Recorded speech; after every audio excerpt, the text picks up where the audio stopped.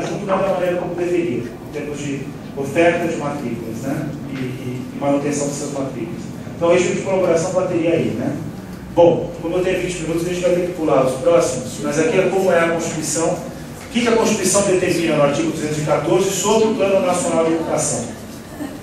Eu vou pular isso porque o ponto fundamental está no próximo slide, é a nova redação. Vocês percebem que o artigo 214 ele era bem pequenininho, que era a apresentação, era o slide anterior, e agora ele é um artigo bem robusto, e é um artigo que mostra no caput que a União tem que conversar com estados e municípios. O artigo 211, antes do artigo 214, vai dizer o seguinte, que a União precisa colaborar técnica e financeiramente com estados e municípios numa função complementar, né, colaborativa. Ele tem que transferir mais recurso técnico, mais recurso financeiro para garantir o direito à educação. E aí o 214 vai dizer que é o Plano Nacional de Educação que tem que fazer, tem que determinar essa regra, né, esse conjunto de regras de como vai se dar a colaboração. Então, vamos lá? Pode passar essa nova redação dos incisos. Bom, feito tudo isso, e aí entrando aqui a forma como a gente incidiu no plano, né, o que acontece?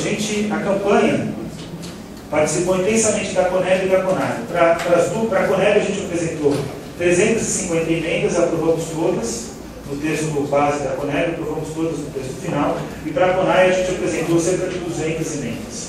Só não aprovou uma, que era a regulamentação do sistema, né? Essa não foi aprovada, mas a CONAI não trouxe uma proposta. A nossa proposta não era muito boa mesmo, acho que ela tinha que melhorar, mas era uma tentativa de dar uma proposta de regulamentação do sistema. E qual era a nossa expectativa? A nossa expectativa é que quando chegasse o texto do PNL, tivesse forte rebatimento com a CONAI. E não foi isso que aconteceu. Na nossa análise do texto do PNL, o primeiro ponto é que ele não corresponde à missão constitucional do plano, que é tentar construir o sistema e o regime de colaboração. O PNL não trata disso. Praticamente o PNL no texto atual, ele é um plano de responsabilidade da União. E o Plano Nacional de Educação não é Plano Federal de Educação. Vocês entendem a diferença disso? O nacional é algo que transcende o Pacto Federativo.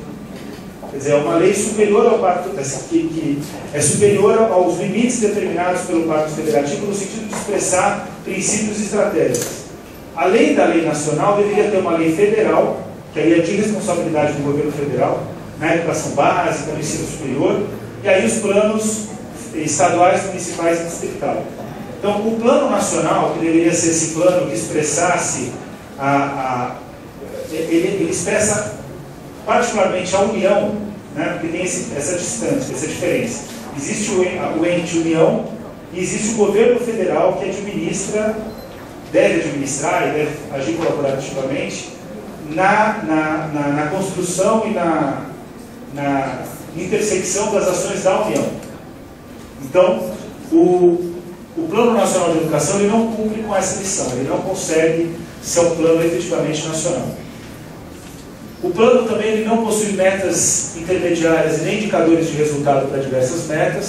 A âncora do plano é ruim, que é o IDEB, de qualidade do plano, é o IDEB e o PISA.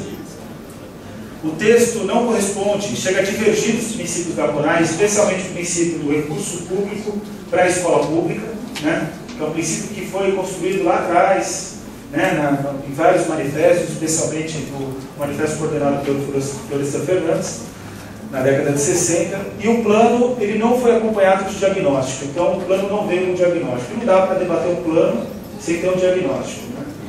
Bom, como foi que a campanha agiu?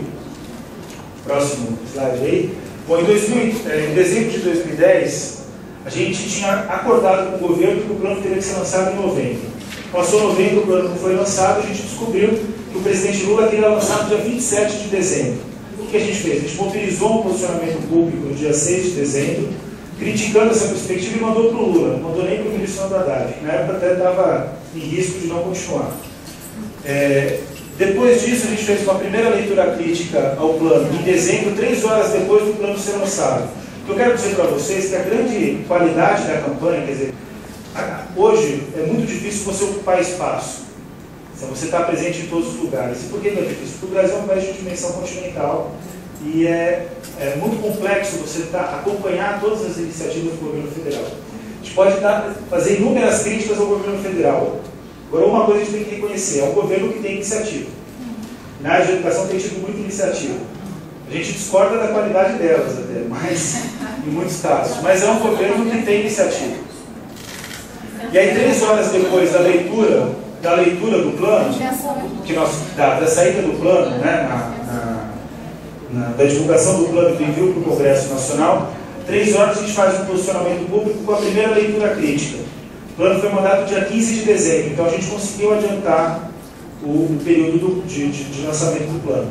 Então, em 15 de dezembro, a gente faz a primeira leitura crítica, e aí a gente já diz que vai lançar emendas em fevereiro. Então, nem tinha sido aberto o processo de emendas, de aceitação de emendas, mas a gente já lançou 85 emendas. E qual era a ideia?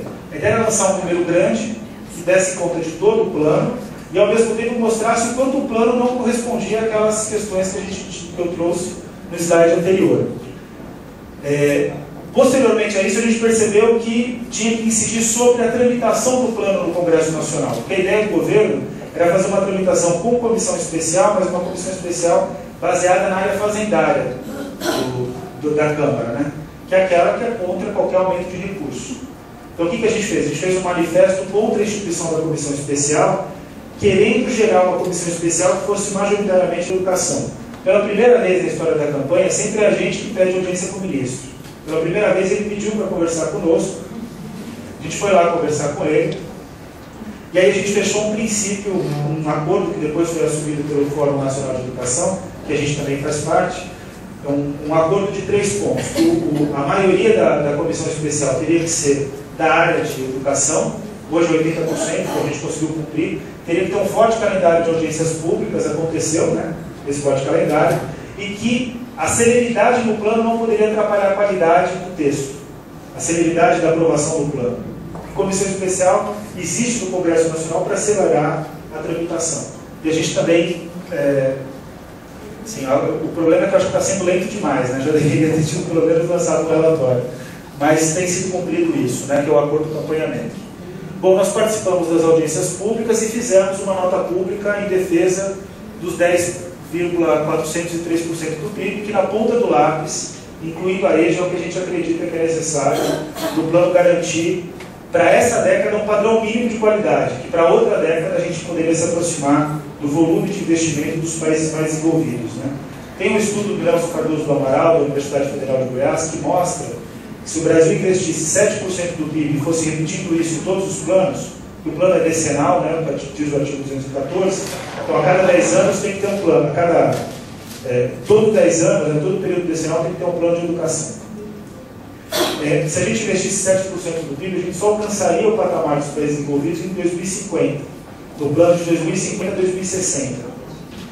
E se a gente investisse 10% do PIB, considerando o envelhecimento da população brasileira, que em nada deve ser comemorado, né?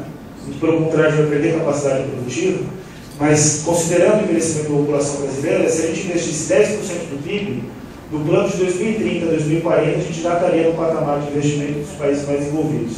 Então é um jogo de percorrer uma estrada de 20 anos ou percorrer uma estrada de 40 anos, indo para 50 anos. Né? Então é isso que está em disputa. Bom, próximo slide, pode passar o próximo, né?